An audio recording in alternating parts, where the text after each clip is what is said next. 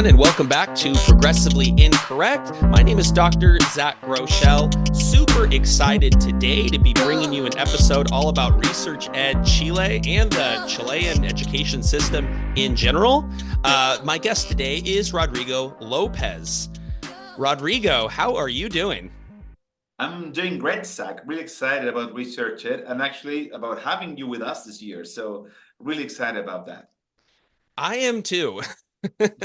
There's not a you get into teaching and you think, I'm gonna serve these kids. I'm gonna give my life to this profession. I was one of those people who are like, I just want to change the world, but never did it cross my mind that somehow it would lead to me going to Santiago, Chile to talk about explicit instruction. So it's gonna be great. It's gonna be great. For a lot of people know you online and know you in kind of the research ed circuit, but for people who don't know you, can you tell us about yourself? Okay, so Rodrigo, I'm from Chile. I'm Chilean, and I'm an engineer by training, an industrial engineering with a master's in industrial engineering. But I always had an interest and passion for education. I think it came out because I was a Boy Scout and then a Boy Scout leader. Probably that had a kind of big influence in my interest in helping children develop fully. So I worked for a while at the Chilean university, the Catholic University, promoting volunteer service, kind of service learning kind of things. Um, and I got married to a really bright woman. She's the credit of the family by far. And she knew she wanted to go abroad and get a PhD in economics because she wanted to be a professor, an academic. So I found that was my chance to study education. But also, because of the engineering background, I had a passion for management or how to make organizations functional. So I ended up studying 2 degrees in the US, an MBA at Wharton, a business school, and also a doctorate in educational leadership. And my dissertation was about the mixing both kind of leadership and education. Um, so being there, I really love studying education, but I found it pretty theoretical to a large degree. So I realized I wanted to really learn how to make an actual school, an effective school work. So while I lived in the US, I made it a point to visit a lot of effective schools that serve low-income students.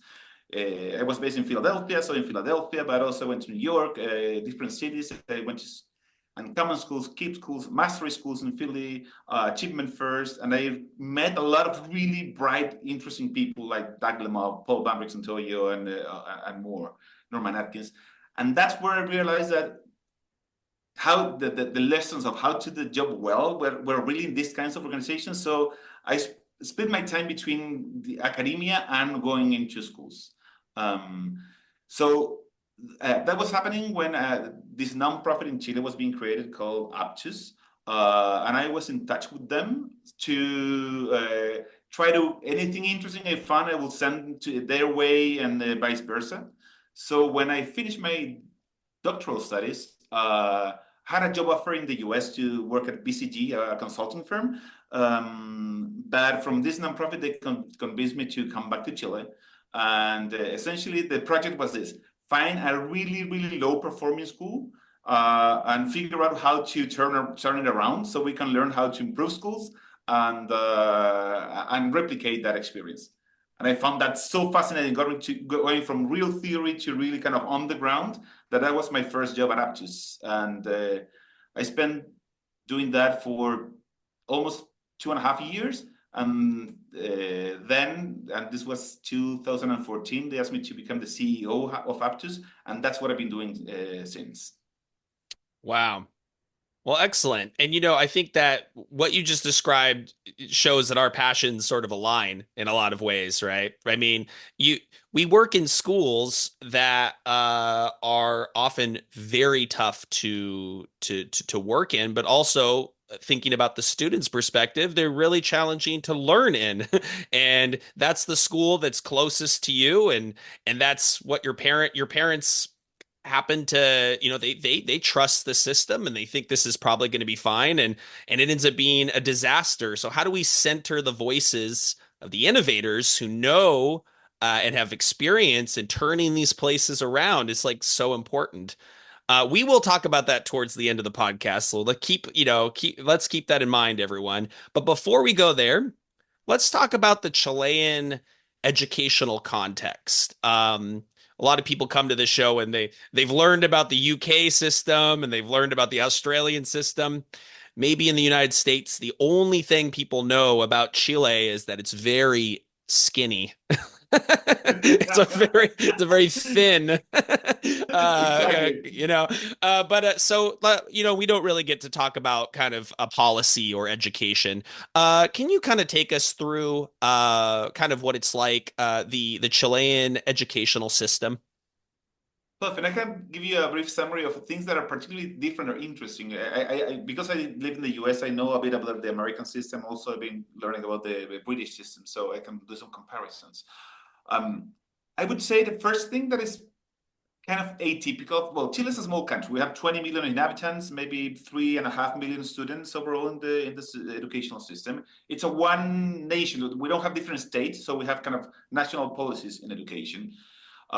We do have a national standards and a few national standardized assessments to measure effectiveness, and we participate in the international assessments like PISA and other stuff. So we're in that space.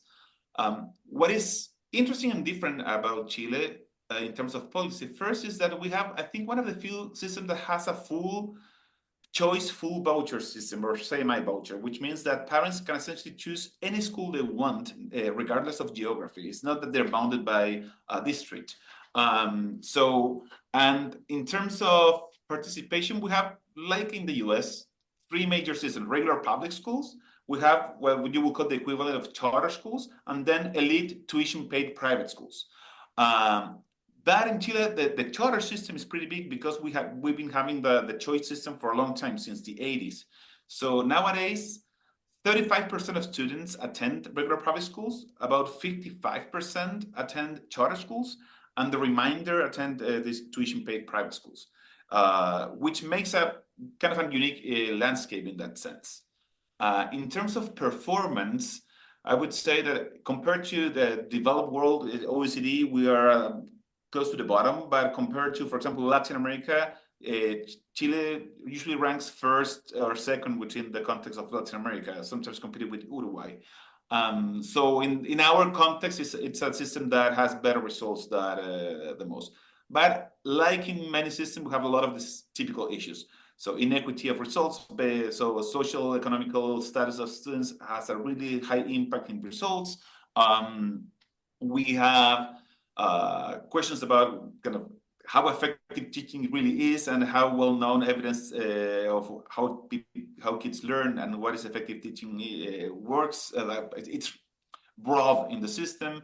So a lot of the typical difficulties that you see in the US or elsewhere. And let's talk about that last piece, right? Because really important that this information that we're so interested in, the cognitive science and the science of learning, that spreads all over the world. But as you've told me in previous conversations, a lot of this stuff is all in English. And it's not accessible. It's not even, it's kind of even hard to bring, physical copies of these things, bring speakers in and so on to share their research or to share, what works. What are some of the things you've been doing to fix that problem? Perfect. Yeah, and I think it's a two-layer program because first is the language barrier, but even just the kind of schools of education where you have academics that for the most do speak English, they're not necessarily integrating this in how they train teachers either. Actually, when I studied in the US, my doctorate, it caught my attention that my engineer mindset is, okay, I want to know how it works and what works. And that was not the approach that I usually saw at the School of Education. And I remember having debates with my professors, okay, but let's talk about how learning happens and what really works. So I think similar to that, schools of education, science of learning has not really permeated the academia and teacher preparation programs, regardless of the language barrier. But even furthermore, if everything is in English and the conversations are happening in English, then teachers that are practitioners in the classroom that have very little time to research and for the most don't necessarily speak English, it's something that they don't know. So we've been making it a point as an organization to really bring that knowledge to the system in different ways. First, I would say translating key books. For me, it was based on one of Doug Lemoff's posts in his blog recommending why don't students like school. That was the gateway drug to this whole thing. The amazing book by Dan Willingham. So we had to make it available in Spanish. We translated the second edition and made it available to the Latin American world. And with that, books like Teach Like a Champion or Leadership from Paul Bambrick. So we've made it a point that if you find books that are really aimed at practitioners that talk about the science of learning or what is effective practice for teachers and leaders, to make it available to the Latin American world. So that's one thing we've been doing. Second thing, research ed and conferences. Through Edu Twitter, I found about research ed, Tom Bennett, and we were sure we needed to have something like that in Chile. So that's why we started organizing research ed in 2019 here in Chile. But also we've been doing, well, we actually have a podcast also in Spanish. We do social medias, infographics, short summaries of ideas, trying to make it really accessible knowledge for teachers about these domains of how kids learn, what is effective teaching, and what is effective school leadership. Excuse the interruption to our scheduled programming, but I wanted to give a shout out to John Catt from Hodder Education, which sponsors this podcast. John Catt is the publisher of some of the best books in education, including its newest title, Just Tell Them: The Power of Explanations and Explicit Teaching. Obviously, that's my book, and I'd be grateful if you could pick up a few copies, but there are loads more books in the John Catt catalog. Follow the links in the show notes and enjoy your journey into evidence-informed teaching and learning.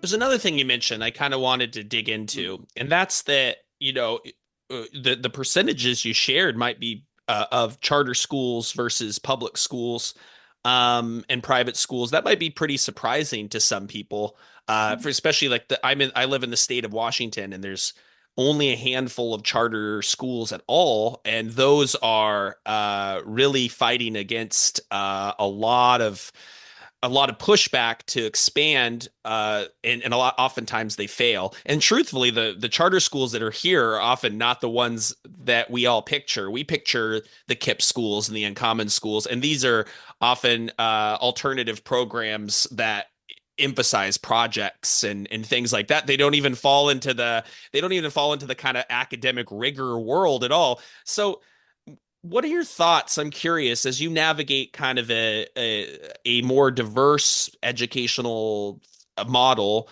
of so what are your thoughts on that model? Like, are you fearful that public schools are going to be taken over, or that they won't exist? Or that's sort of the fear here, is that the more we go into charters, the more that the old model will disappear. I think there are no easy answers in that. I can tell you about, in that sense, we're kind of a couple of decades ahead of the curve. So I can tell you what's happened here. It doesn't necessarily mean that it will happen the same there. But I think there are pros and risks, to be honest. First, about results. So yes, it happens that we have, if you look at the average result of public schools versus charter schools, the best summary I've seen is, it's an old one, I haven't seen any updates. It's that charter schools perform marginally better when you compare kind of a control for different variables like the different socioeconomic compositions and so on. But it was about a 0.1 standard deviation in average. So it's not that, oh, this system is really kind of outperforming the other one. I think we do see more variance in the sense that a lot of the high performing outliers are in the charter system. Because I would say having an effective school, you need to have like 30 different things that work well at the same time. And if you don't have the full mix, it doesn't really kind of come as a super high performing schools. So it's hard. So it's not that just because you are a charter and you have some more freedoms, then everything's going to work out. I think that's very different. We do have the difference that charter schools, they do have more flexibility. So it's easier to move a charter school than a public school. In our experience, we as a nonprofit, we work supporting both segments, publics and charters. And in both spaces, we find teachers and leaders that really want to do right by their kids. For somebody that wants to do it, probably it's easier to do it if you're in a charter school because you have more flexibility and more autonomy, more agility to make decisions than in the public sector, and that is a constant in our experience. And also, I would say, even though that happens, you can also help a public school improve. But oftentimes, it's not that they don't want to do it or even they're willing to do the job. Oftentimes, from people outside of education, they assume that if a school is underperforming, it's because people are lazy or because they're not putting the effort. I haven't seen a school where leaders and teachers are really relaxing and doing the bare minimum. It's a kind of job that really demands a lot from you, anyways. So what usually happens is that they don't have a clear understanding or a vision of how to do the job well, both in leadership and teaching. So oftentimes the barrier, there are organizational barriers, there are kind of human dynamics barriers, but also there's a lack of knowledge of how understanding what is great teaching and great school leadership, but also having the competencies to deploy that. So usually our work is not asking teachers and leaders to do more work, is actually to try to do more effective work. So to try to kind of switch what they're doing to more effective ways of doing. In terms of this movement from public schools to charter schools, yeah, we have only a 35% percentage of the population that go to public schools, and that's moved over time. So in the 80s, when the choice system was implemented, it was a larger percentage. So by far, it's true. There's a lot of movement, and families tend to prefer charter schools. There's a question of to what degree, what they are, why they're preferring them, and you have two camps that I think it probably both have a lot of truth on that. First, what do parents value? Oftentimes, parents use the theory is you want to have academic excellence in some schools. Parents are going to be able to identify that and they're going to move that way. I think that's true, but probably there's kind of some basic needs that need to be met first. So I want a school that is safe for my kid. I want a school that it's a good influence on my kid. And then the questions about academics start to come out. And I think probably that's what their parents are looking for when they're looking for charter schools. So even though they're not completely outperforming in academics, then the question is, why do we have such a big movement of kids in that direction? Probably that's one of the explanations. One of the things that do happen, and it's happened here, is that over time you see an overconcentration of the lowest income kids in public schools. So the kids that tend to remain in the public system are sometimes in places where there are no many options, or where the parents that have more information or more kind of close to their educational process of their kids tend to be early movers. So sometimes you see that you can have an overconcentration of lower income kids in public schools. And there's one policy in Chile, I think it was really smart to try to compensate for that in parts, but we know that educating lower income children, it's more expensive essentially because you need more support or you need extra resources. So in 2006 or 8, I can't remember well, there was a policy, there was an agreement both from left and right that recognized that lower income children are more expensive to educate. So they made an extra voucher, a special voucher, that if your kid belongs to that set, then the state is going to pay more for the education of that children. And that subsidy has to be used for school improvement. So it's not for paying basic operational costs, but for supporting the school improvement. So that makes an interesting thing. So the public schools, essentially, if they have a higher concentration of low-income kids, they're receiving more funding than charters. But also, for charters, becomes interesting to attract lower income kids because they bring in also extra resources. So there's an incentive to mix and not kind of over concentrate in a segment. And that extra money has helped create a whole system of support for schools. Actually, for example, we as a nonprofit, schools can pay for some of our services because they have that extra money. Yeah, that is interesting. And I'm not going to be someone who resolves all of these debates too, because it's highly contested, the choice movement here.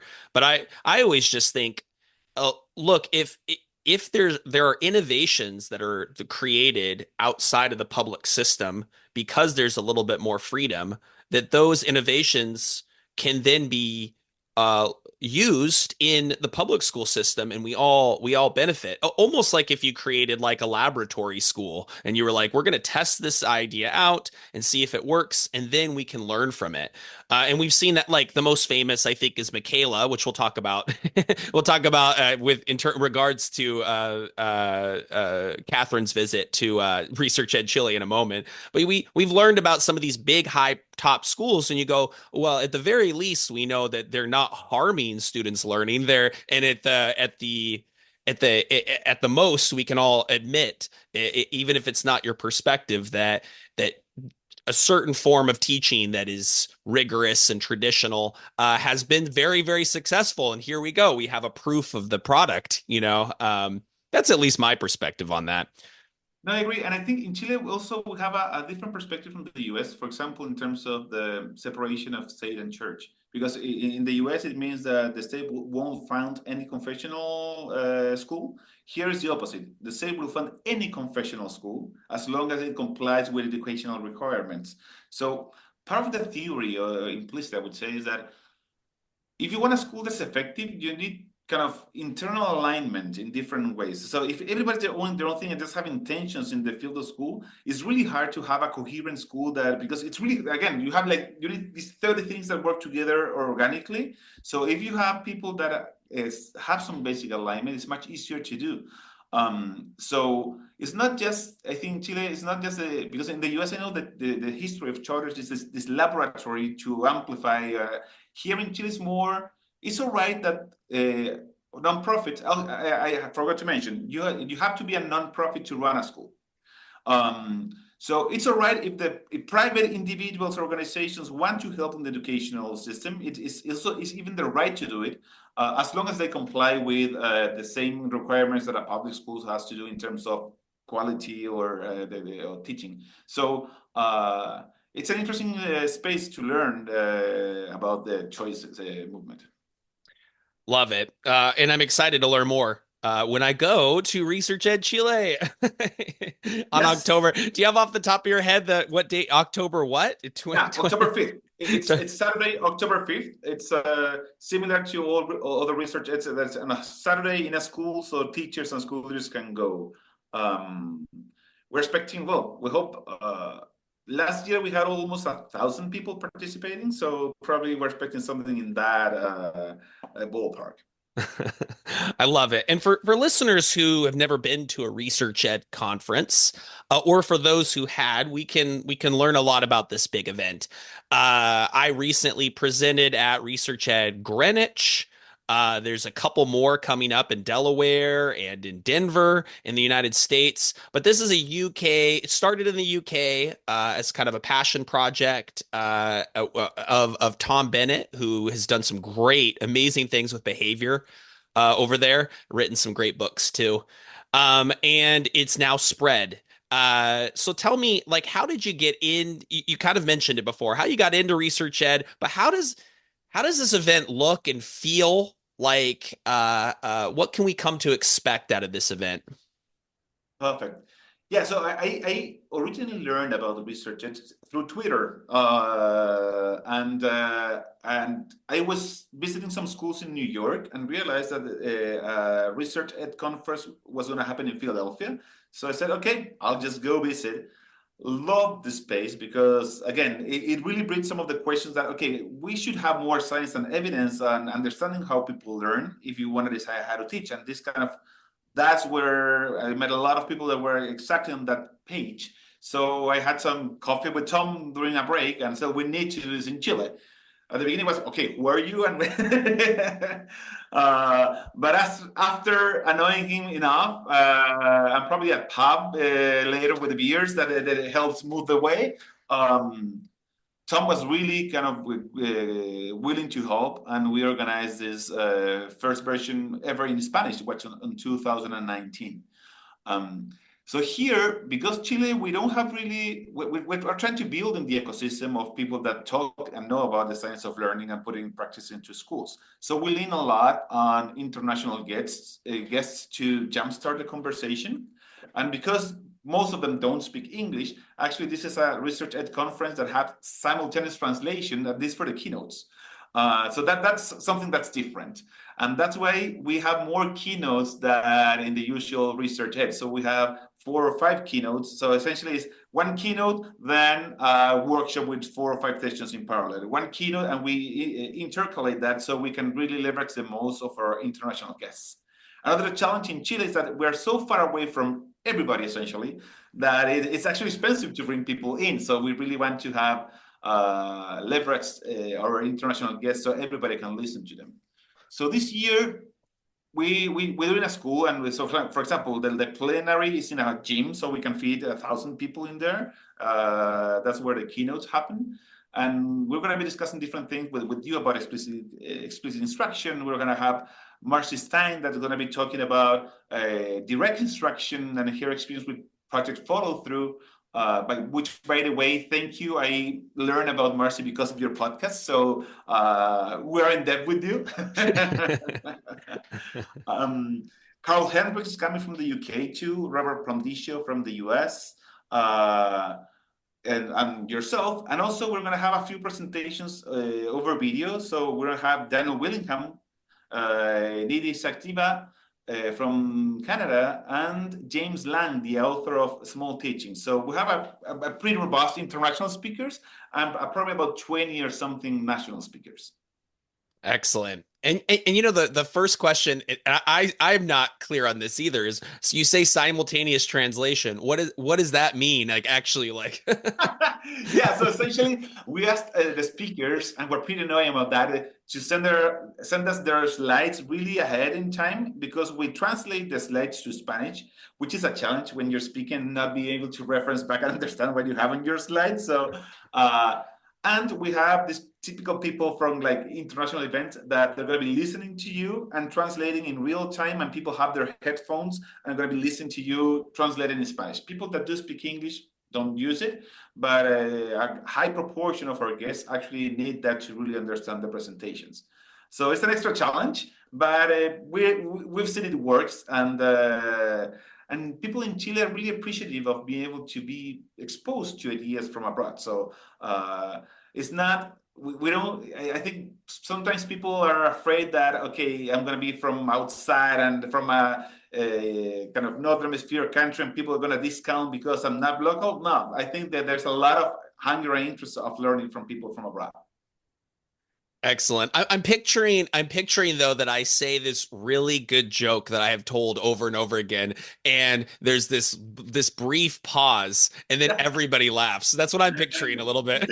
Actually, it's even more annoying because you say it and the people that understand English laugh, and then you have a second layer of laugh.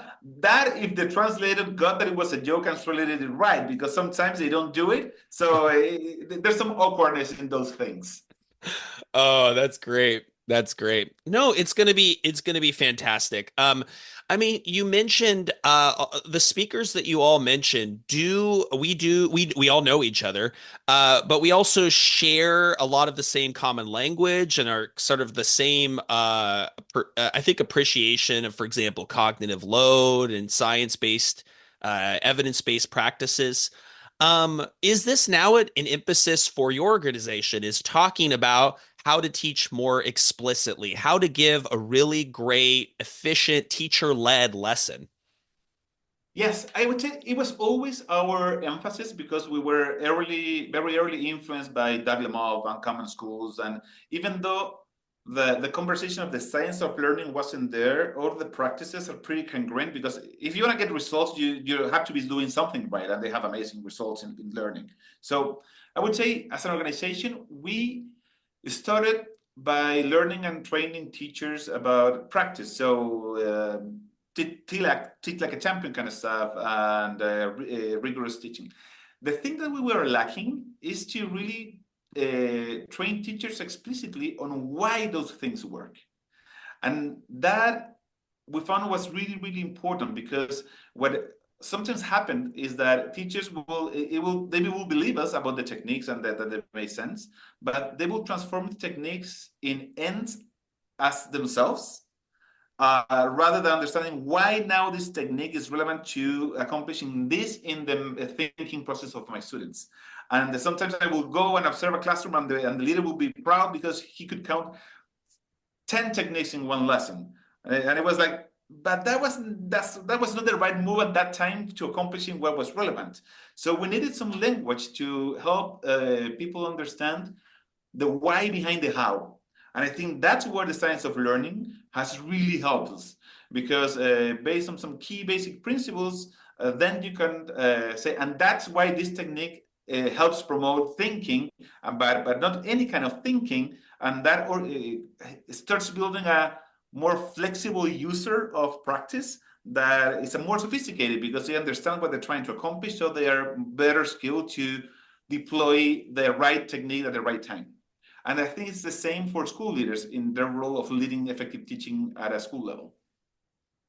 Yeah, and that tension there between the practical techniques and the why, the mental models, that the explanations, that's such an interesting one because there's even people in my camp, that they would rather not spend, or they would say waste time talking about this why, and thinking about what's going on in the student's head. They would rather very much focus on the delivery, on the practical side of it.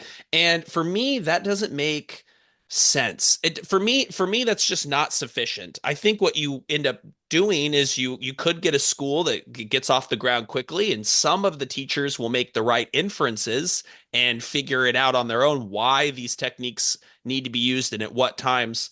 But if you don't explain it, I feel like number one, you're not persuading them. Mm. But also you're not giving them the ability to make judgments and to predict when something will work, or to be able to explain after the fact in a coaching conversation why that didn't work. If you don't get into the why, I think that I just can't see those two things. It's not either or. I think it's both. I absolutely agree. And to add complexity to the question is that, to the problem is that okay, then there's a lot of things to learn because now you have to learn a lot about theory and about cognitive science and practice. And as we know, the teaching profession and school leaders, if there's a profession that doesn't have time, is them. So when you go into a school and you see that they can really kind of use a better understanding of both, well, where do you start and how do you prioritize? Because if they need to do a master's program in science of learning and then a lot of delivery practice and a lot of techniques, it becomes a kind of such a long road that sometimes it's okay, sounds good, but I don't have the time for that. So one of the challenges that we face is dosage. Okay, how do you kind of do the right dose of science of learning that is maybe at a first level, a basic understanding, and it's kind of a blurry picture that gets more and more clear and high definition, but you need to start with probably a mix of some basic science, some basic practice, and then sophisticated, because otherwise you need both, but also you need to be realistic in terms of time for training because this is about developing understanding, but also changing habits, changing practice. And that, as we know, is super hard to do. So I think our game of as an external organization trying to support schools, it's about both understanding what is important for teachers to know, but also how to deploy that in a way that it's viable. Exactly. And I think the best research ed keynotes or presentations, they do a little bit of both, and and often enough they even adjust sometimes. I've seen where they've seen what's kind of going on in that research ed, and then they emphasize or de-emphasize certain things. Let's talk about some of these past keynote speakers who come down to Research Ed Chile. Who are some of the people that stand out to you as someone who they really resonated with that audience? Perfect. I would say, well, first Tom. I think the first year, Tom with his classroom management and behavior, and also because of the being the founder of Research Ed, so he brought both the identity of Research Ed and something that is actually a big need for teachers, especially that was before the pandemic, but I would say more now more than ever. Kind of that's something that schools are having to deal with.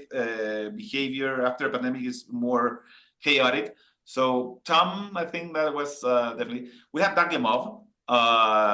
So Doug also he's great and really resonated with our audience. Catherine last year she made an impact, and she was kind of really applauded in the sense of okay, kind of feel comfortable being the kind of authority in your school in a time where teachers and school leaders are sometimes really looking down on. It's like own and be proud of your profession, and so that really resonated with teachers. And I remember also last two more. There's this Spanish academic from Spain, Hector Ruiz Martin, who is kind of the, I would say, in the Spanish-speaking world, the most sophisticated kind of writer on the science of learning aimed at practitioners. He's really, really good. And actually, Doug Lemov met him here, and they've been collaborating. And now they translated a couple of Hector's books to English, and they're being published in the U.S. So we help facilitate that.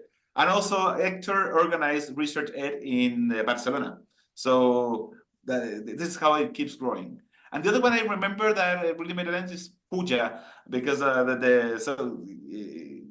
teachers love the presentation. I would say every single presenter has done a dent, but the top of mind, I think that those are some of the presentations I remember.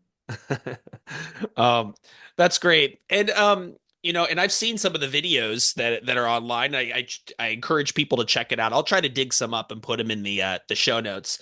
But yeah, huge amount of folks. And like you said, some of those that I've seen, each of them had their own flavor. I'm just thinking Doug Lamov showing the videos, right? And really getting into what, just the nitty-gritty of teaching. Catherine's just her personality there. You're right. It empowered me too, right? Yeah, stand at the front and you're the subject expert. It's you know a lot of stuff, right? You love this stuff, right? Why be shy about it?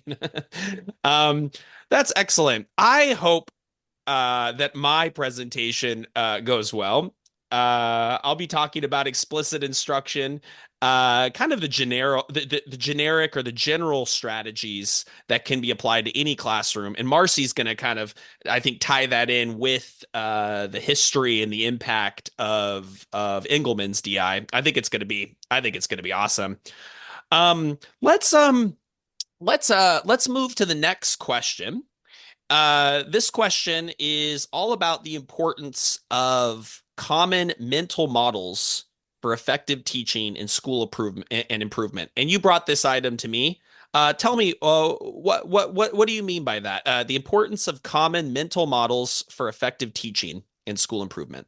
So I think this connects with what we were discussing about. There's a lot of information and in terms of science of learning, but also good practice. So how do you organize that in a coherent way that allows you to really understand and have a vision of what is effective teaching, but also to deploy it in a sequence way that is reasonable for a school as a whole to change their practice? So we had all these techniques that we are true believers, and also we've been translating other books, Harry Fletcher Woods on responsive teaching and Dylan Williams on formative assessment. So you can add stuff. And if we're saying, okay, you need to know the 62 techniques plus the X practices, it becomes a lot of stuff that and also has the risk to become an end in themselves rather than tools to something. So because of that, we've been discussing here at Aptus, how do we help teachers build kind of the bridges between, there's some principles on the science of learning, which means there are some key major ideas that can help you understand how does effective teaching look, and then you have a lot of techniques and practices that can help you practice that. So for example, Um, we know from the science of learning that memory is the residue of thought. So essentially, it's really relevant that what students are thinking in order to promote learning. So that connects pretty well with Dax's idea of ratio.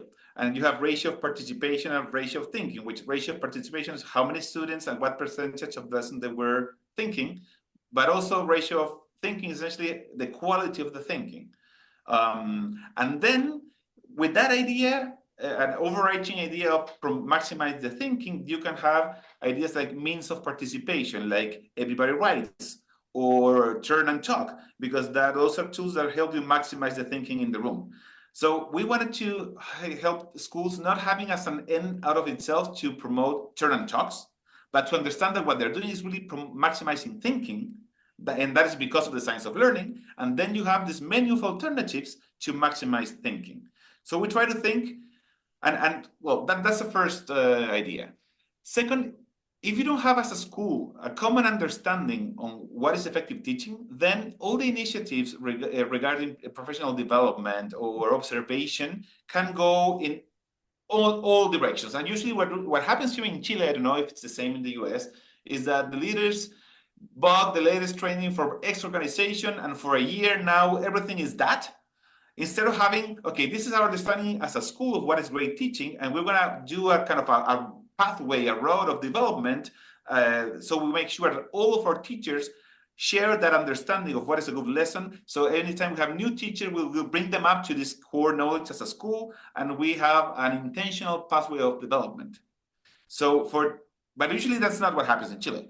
It's essentially the trend, the flavor of the year. If it was project-based learning, every school now is doing project-based learning. Then it can be universal design for understanding, or it could be learning styles actually, or whatever. So they don't have when you don't have a coherent vision of what is great teaching, you can train your teachers and all kinds of crazy stuff, or even stuff that may be useful, but it doesn't make sense with all the pieces of stuff you're doing. So we've been trained as an organization to bridge that gap and saying, okay, what are some key ideas that can summarize effective teaching, connecting on one side with science, on the other side with practice? And we've been kind of narrowing it down to 5 key ideas. The first idea is kind of, and we call it in Spanish environment for learning, but essentially the key, maximize time on task, essentially. And that has to do with positive authority, classroom management, and routines and systems. So all kind of, a lot of the Tom Bennett's kind of stuff or Dax's classroom management stuff. Then we go to, I think, ratio. The Dax ratio idea is really powerful, and we split it in two, and we said quantity of thinking and quality of thinking. Quantity of thinking is all about ratio of participation and rhythm and pacing, so maximizing the opportunities to think, and that all students are thinking all the time. But then we go into quality of thinking, because it's not any kind of thinking, and usually what happens is schools that the basic level, we find schools that are chaotic, maybe not even classroom management piece is solved. Then we find schools that have good classroom management, but students are not thinking at all. Yeah. And then we have schools that they're thinking, but the quality of the typical classroom, you say kids are engaged, but the things they're thinking about are not particularly useful to the learning you want to have. And so we try to split what is quality of thinking, and we're coming to 4 big ideas. Essentially is that relevance, so that the thinking is conducted to the learning objective. Then it's gradual, so all the ideas of gradual release, direct instruction, explicit instruction there. Then the idea of rigorous thinking, and that's where we think kind of knowledge reach, but also with high expectation of the quality and the sophistication of the thinking, and also spaced in a sense that remember the forgetting curve. So you need to revisit stuff to make sure that kids learn. So that's a good initial summary of quality of thinking. Then the fourth is formative assessment / checking for understanding. So make sure thinking is invisible, make sure kids are learning, and kind of have some feedback loops to develop that. And finally, but not least, the character building is a key piece of classrooms. So there we go deeper into the kind of culture that's really not only a precondition for cognitive learning, but a culture that is formative out of itself. And also the key principles, not only principles of science of learning, but principles of character development. And we've been studying those two. So we have kind of a full picture of that. The one thing that is missing there is really specific, and we put it in quality of thinking. What is great teaching of language arts, math, shows the specific content knowledge, and we're building some key frames to really explicit what are the key things that a school leader should know about the teaching of reading or math, so that they can also help develop the teachers in those domains. Perfect. And these are and so by having this, right, is your framework, or there's another school that I'm working with that their mascot is the Cyclones, and so they call it the Cyclone Six, right? They have these are our key ingredients. These are the bedrocks, the cornerstone of effective instruction and classroom environment. And this is what we're focused on. And what you said earlier about, yeah, first it was problem-based learning, then inquiry-based learning, then project-based learning. What I think it does is it protects us from continuously rebranding the same ideas and then telling everybody, hey, you need to try it before we know if it works or it doesn't. I can say, guess what? It doesn't. I know it's not going to work if it does this, and I know that it will work, or components of it will work, if it has these key ingredients. And we can kind of, it kind of helps us buck all the fads and trends, which I think is fantastic. Exactly. It provides you a feel because even the most sophisticated interventions, the amount of experimental evidence of impact is going to be limited. And you have a lot of things that make it difficult to make sure that if something worked somewhere, it's going to be work exactly like that elsewhere. So then as another layer, another way of looking at evidence and as a filter to choose a program is having these key ideas, and this also connects in terms of the science of learning, the idea of knowledge organizers. When you're want to jumpstart learning on a new topic that is somehow foreign for the learner, being upfront with a knowledge organizer of the key ideas and going back to it all the time, it helps develop mental models that can be more and more sophisticated over time. So we're front loading the big ideas like this, and then we're like, okay, we're going to work on this technique because this helps us in this domain and for this purpose. And we go back to the technique and we do deliberate practice, really detailed work, but it's always going from the forest to the tree and back to the forest. So anything we do helps build a more robust mental model, a more sophisticated schema, essentially, of what is effective teaching. And it's got to just feel like such a relief, like refreshing to be like, this is what we're working on. And guess what? We're going to keep flipping this piece of paper over and over and over again. We're going to fold it in different ways. We're going to extract these parts. But all those other things out there, they're nice, but they're not must-haves, right? Those other things, they're great. And I find that refreshing. This may go back to our original points about some of the problems with some types of public schools or some organizations where they just have to try, they just are trying to please everybody, and they can't narrow down and do something that's precise and do that thing super well.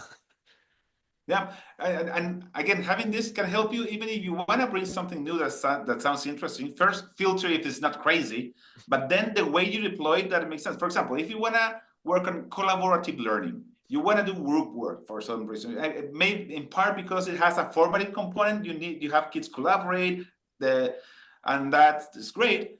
Okay, but under which conditions that may work? First, if the goal is to help kids learn how to collaborate, then you have to teach explicitly how to collaborate and don't assume it's going to happen. That's kind of the first thing.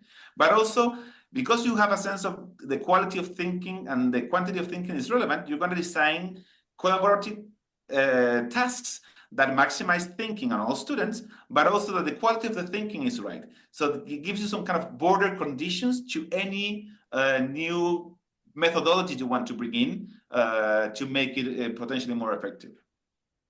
Oh, I love it. I love it. And I think a lot of people listening here like think that it kind of touches on what other guests have said. I think, but you've summarized that really well. I can't like schools right now are considering instructional coaching. They're consider I'm like, my first thing is if you're going to try to spend a bunch of money on an instructional coach, you'd better have your school focus outlined and transparent because you're going to otherwise you're going to send this person into a space that they're not going to be successful. They're not going to know what to coach.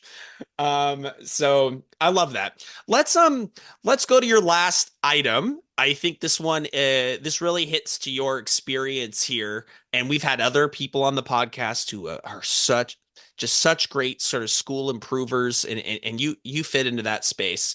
You brought to me the importance of prioritizing efforts for school improvement. Yeah. So one thing we've learned, because if you see a school that is having trouble in all kind of dimensions, you want to work on everything. And again, time is limited for learning and for changing practice and behaviors. So being really intentional about kind of what to work on first, I think that's one thing that you need to be really thoughtful about. And that's actually the ideas of this framework of the summarize of ideas. It's a good way of nowadays. I would say our first workshop with any teacher is about kind of a mental model of a great teaching. That's the first conversation for leaders and teachers, because then we can go and therefore, let's look at your school and what would the first action steps. So if your school is chaotic, probably we're going to be working on some classroom management stuff. But maybe if you're not that chaotic, but students are not thinking, okay, let's go into ratio of participation in terms of pedagogy. So I think in order for school improvement, you need to prioritize on at least three domains. First, on kind of on which content and content areas, because you cannot improve teaching on all classrooms in every content of the curriculum. And so the idea of understanding some high leverage points on disciplines, for example, is in first grade, you're not teaching explicitly decoding, and fluency is not Spanish, for example, is a super transparent language. By the end of first grade, you should have decoding done Yeah. and working. If that is not happening in your school, that's a key kind of focus point initially. And maybe the first year we're going to be focused on that, plus practicing fluency across grade levels. So understanding what are some key learnings that are preconditions for other learnings, that's a focus of prioritization. Same thing in math. Numbers or operations are probably a higher leverage point than the perimeter of the pentagon in geometry. But schools need to have some sense of what is key first and then move along. So content prioritization I think is one piece. Then teaching practice. Again, you have 62 techniques plus a lot of books. Where do we start? I think first is a bigger domain, but then what kind of practices are kind of low-hanging fruit to really find change on key dimensions that are key? So for example, I think it was Paul Bambrick that called it the discourse cycle, but it's the idea if you want to improve ratio quickly, when you do a question, do the cycle of everybody writes, then turn and talk, and then a common discussion through cold calling.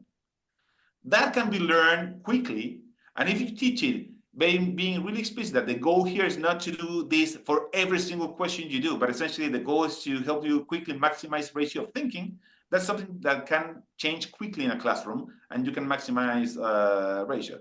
And maybe that, if you add it up with a show me, that which is every student writes their question on a whiteboard and show it, that helps because it maximizes ratio too. So all kids have to think, but you can do some check for understanding quickly.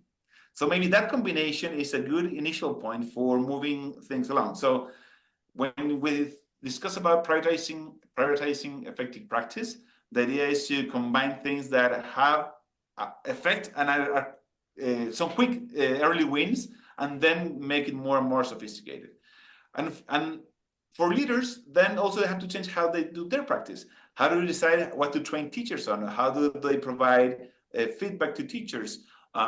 But we've learned that sometimes we try to change that with leaders without a specific focus on content and practice.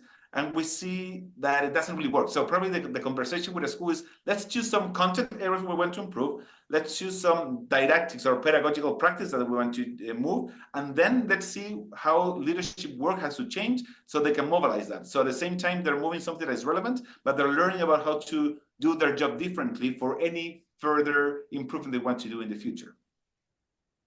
Perfect. I mean, a lot of this too comes down to is this a will problem or is this a skill problem? You know, you end up you're prioritizing certain efforts and then you find out like actually this wasn't that people didn't know it. They knew what to do, but then we just are finding out there's a cultural issue, there's some sort of barrier in terms of maybe motivation. Maybe these folks have been maybe they've been screwed over a few times by other people in the past and they're not willing to make a big change until they're persuaded or that they're given some initial feelings of success. I mean, it is a tricky landscape. I'm very excited to have these deeper conversations about what you've done when we're in Chile. Yeah. And just to add on that, I think one thing that it's kind of obvious, but you need to go through the road sometimes to kind of learn about it. Adult culture in a school is kind of the prerequisite for any change. So sometimes you can help improve adult culture when you're focusing on a relevant task that everybody feels motivated to work on that. But oftentimes, why things fail in improvement efforts is because the school is not a coherent organization. It's just people kind of that are tolerating each other in the same building. So there has to be a shared effort. And sometimes you need to start with some early adopters that are more willing to change. And I think that that's a possible way to go about it. But changing habits, it's hard because maybe you know the stuff.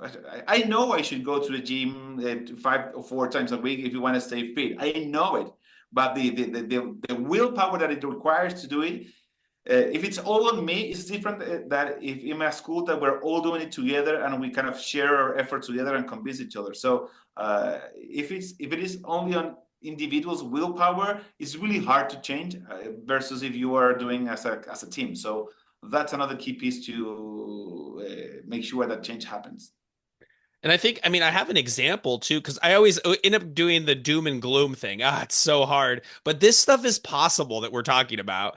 I'll just share quickly. This summer, I went to the UK and got a tour around this elementary school called One Degree Academy.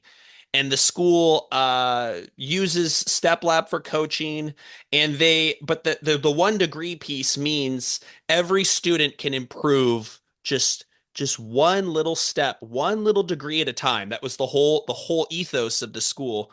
And you went into each of the classrooms and you got a common experience. You got a warm, inviting space. You got teachers who the desk arrangements were the same, the teachers standing in the same place, but conveying their content with confidence and enthusiasm, and then afterwards receiving coaching from a peer who in other schools, I would have thought this is going to cause all types of problems, but they have gone through all of the different struggles with that. And now everyone agrees. You ask the teachers, why do you do coaching? It's like, well, because I want to get better. I got into this to be the best possible version of me, right?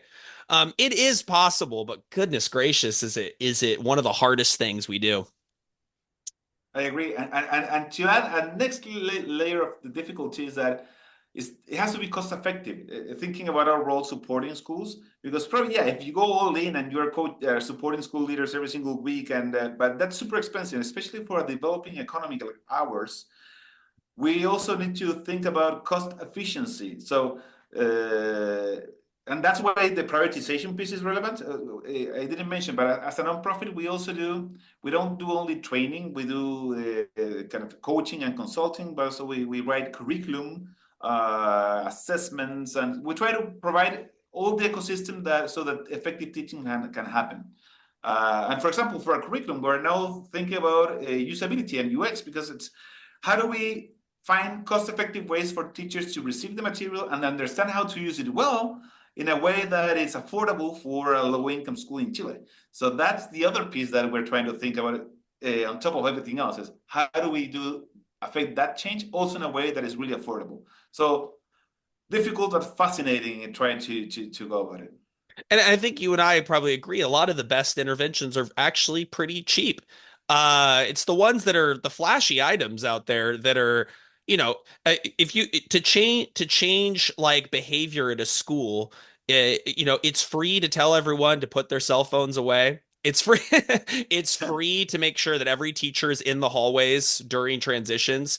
It is extremely expensive to hire three counselors. And so that's the thing is like you have to go with what will immediately improve the lives of kids, and you can dream big, but you can't somehow come up with $300,000 tomorrow for a counseling program if you don't have it. So that's a good point. Point well taken.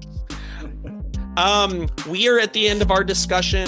Rodrigo Lopez, thank you so much for coming on the show. I imagine a great partnership between us and your expertise, and you're welcome back on the show anytime. Thank you so much, Rodrigo. Thank you so much, Sagan. Yes, I really look forward for our conversations here in Chile about how to fix education and do right by kids. And we will definitely be collaborating in a lot of different things. So thank you so much for having me. Take care. See ya.